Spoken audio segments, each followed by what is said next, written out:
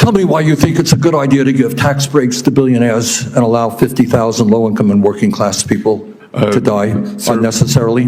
Senator, first of all, that's overstated by 5.1 million. That is not attributed to this bill. It is simply it's a combination. That's true. No. You all had a scheduled expiration of Obamacare subsidies, and you did not extend that when you were in charge.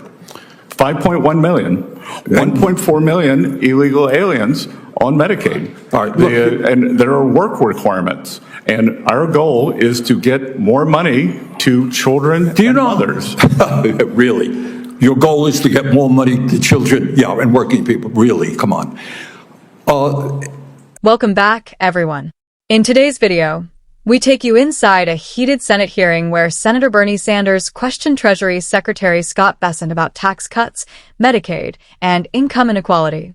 But what followed was a strong defense from Bessent, pushed back against Sanders' claims, and explained clearly why the Trump administration's policies are designed to boost America's economy. Stay with us until the end, and don't forget to hit the subscribe button for more breakdowns of moments like this. Thanks, Mr. Chairman. Thanks, Mr. Bessent, for being here. Help me out here. My understanding is the Trump administration has, I think, 13 billionaires in office right now, leading government agencies. Is that about right, do you think?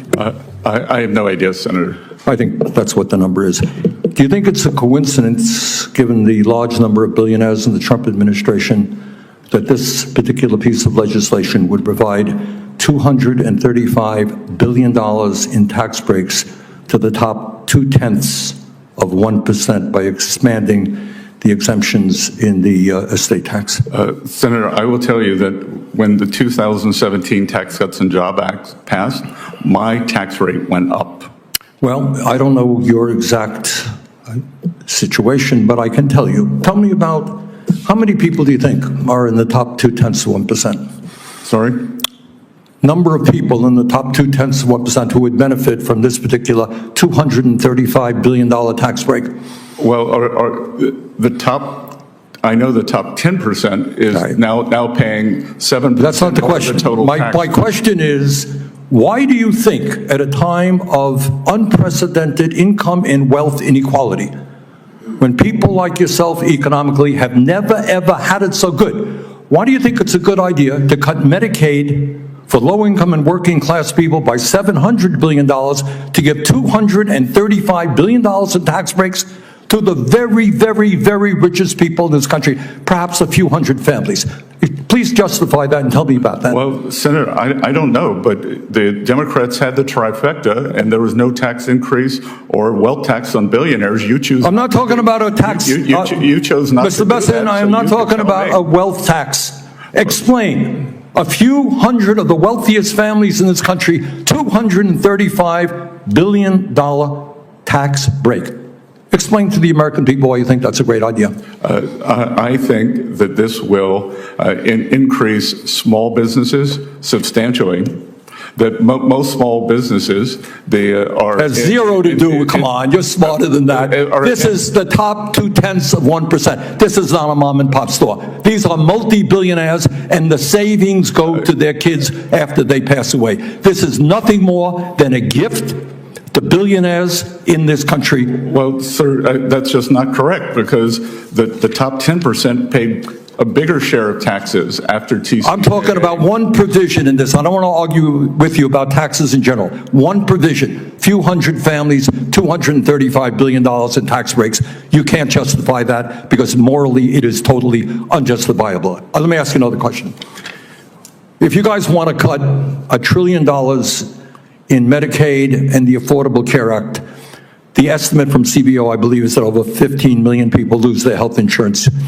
Yale University and the University of Pennsylvania estimated that when you throw that many low-income and working-class people off of health care, some 50,000 people a year will die.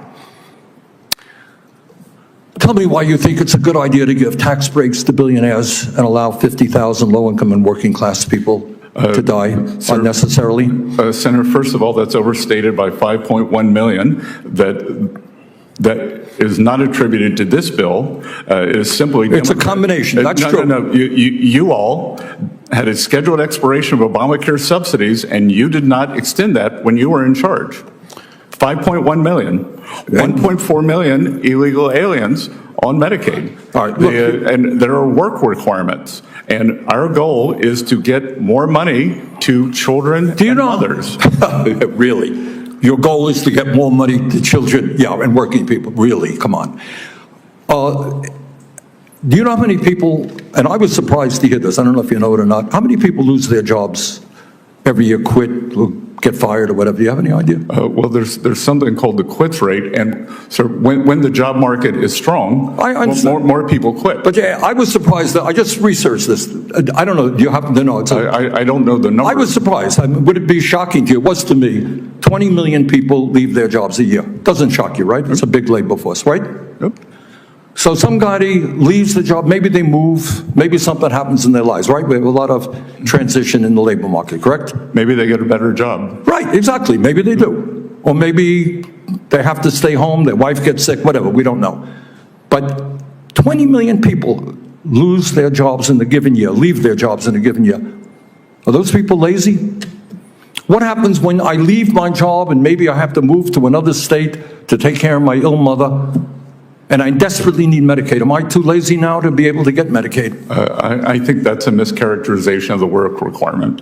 Senator Bernie Sanders started by pointing out that the Trump administration has billionaires in key positions. He accused the administration of favoring the rich, highlighting a $235 billion tax cut that would affect the top 0.2% of wealthiest families. Sanders pressed hard, calling it a gift to billionaires. Treasury Secretary Scott Bessent didn't back down. He reminded the senator that after the 2017 Tax Cuts and Jobs Act, the wealthiest Americans actually ended up paying a larger share of total taxes. He pushed back on Sanders' claim that the policy only helps billionaires, stressing that small businesses benefit from the cuts and that the economy grows when entrepreneurs have resources to expand. Sanders then shifted to healthcare, saying cutting Medicaid and ACA support could leave millions without coverage and cause thousands of deaths. But Bessent challenged it, saying Sanders' numbers were too high. He explained that reforms targeted inefficiencies, including non-citizens on Medicaid, and pointed to work requirements to make sure funds reached families and children truly in need. Sanders criticized work requirements, saying millions leave jobs every year due to circumstances beyond their control. Bessent responded firmly, saying work requirements aren't meant to punish hardworking Americans in transition, but to create a path back to work while keeping Medicaid sustainable. Bessent kept emphasizing that the Trump administration's policies aim to strengthen the economy overall. By cutting taxes and reforming Medicaid, resources could support children, working families, and future growth. His defense showed long-term prosperity versus short-term politics. The exchange was intense, but Scott Bessent stood his ground, showing that tax reforms and Medicaid changes are about more than billionaires. They are about building a stronger economy for everyone. Senator Bernie Sanders brought the fire, but Bessent brought the facts. If you found this breakdown helpful, hit the subscribe button on Capital Insights, drop a like, and share this video with anyone who wants to see both sides of these debates.